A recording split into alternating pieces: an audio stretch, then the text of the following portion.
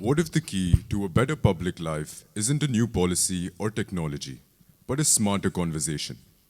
TANAV ARUN, a high school debater and a seasoned Model United Nations delegate, lives by this question.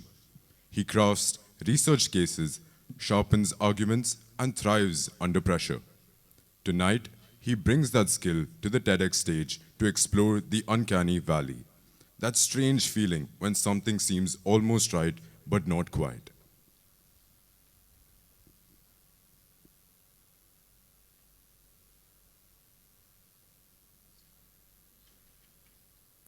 Raise your hand if you ever experienced a dream like that. Good, I was scared that no one would raise their hand today. But that dream is something I'm pretty sure most of us can relate to. You're sleeping peacefully, then all of a sudden you wake up, your heart's racing, you can't seem to find your breath, you're in a state of complete and total panic. But why does that happen? You see, this is the work of the amygdala, a small, almond-shaped part of your brain that's responsible for all the fear and anxiety you face on a day-to-day basis. Now, despite the amygdala's reputation as simply being a tool for survival, its true purpose in the contemporary world goes further. You see, in our day-to-day lives, the amygdala plays a role as a prediction error mismatch, and it's pivotal to our survival. But how? Well, think about it. Take the example of walking on snow. You assume that the surface you were walking on was safe and stable, but your prediction was utterly destroyed. But your amygdala was already 5 steps ahead. It was ready to allow you to brace for impact. And that capability it has is what makes it unique. Now, I think it's important to note that much like the uncanny valley, anxiety can't simply be removed from our lives. It's part of us. It's important to survival, and therefore it will always stay. What we can do is reimagine and understand what anxiety truly means. Good evening. I'm TANAV ARUN, and tonight I want to show you that anxiety is nothing more than a broken alarm being triggered by the mismatches we see in our day-to-day lives. So I'd like to explain this through a cognitive example. Take a look at the picture behind me. Would you say that woman is human? Raise your hand if you think so. I think there's a clear majority here. That woman is definitely not human.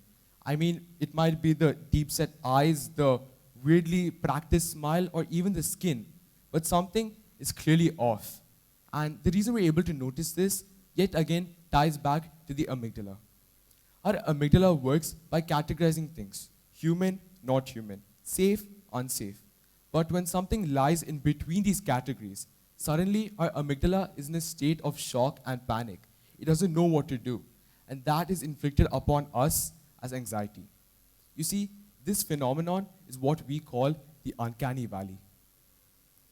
Masahiro Mori was a Japanese roboticist. And in the 1970s, he noticed something strange.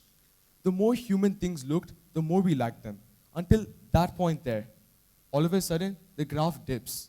But why does that happen? You see, this can easily be explained by the mismatch theory. Our amygdala works only when the reality and expectation line up. But when something suddenly doesn't line up, our amygdala yet again goes into this state of confusion. And that's inflicted as anxiety. So, younger me didn't know this. And the example I'm about to show you truly encapsulates how the uncanny valley affects us in our day-to-day lives. A few years ago, I tried out for my school's debate team. I copied every professional speaker I could find, their confidence, their cadence, even their jokes. And when it came time to showcase my speech, I surprisingly did well. I even got an applause from the judges at the end. But something within me didn't feel right. I had this feeling of unease. You see, that feeling of unease was the uncanny valley. My amygdala had an expectation of who I am, but the person I showed that day wasn't truly me, and that mismatch yet again ties back to the amygdala. So, much like all problems in life, this problem too has a solution. Experiment. Simply ask one question. Change one small thing about you. This one action alone can give you more information than you need to mitigate anxiety as a whole. Let me try to explain this through an example. The notorious group chat silence. You send a joke on your friend group chat, thinking everyone's gonna laugh. Maybe someone even passes a comment saying, "This is gold." You wait, but absolutely nothing happens. Minutes pass, hours pass, and still nothing. So now you start spiraling. Should you just leave the group chat, the school, maybe even the country? But wait, there's a simple fix. Just ask one question.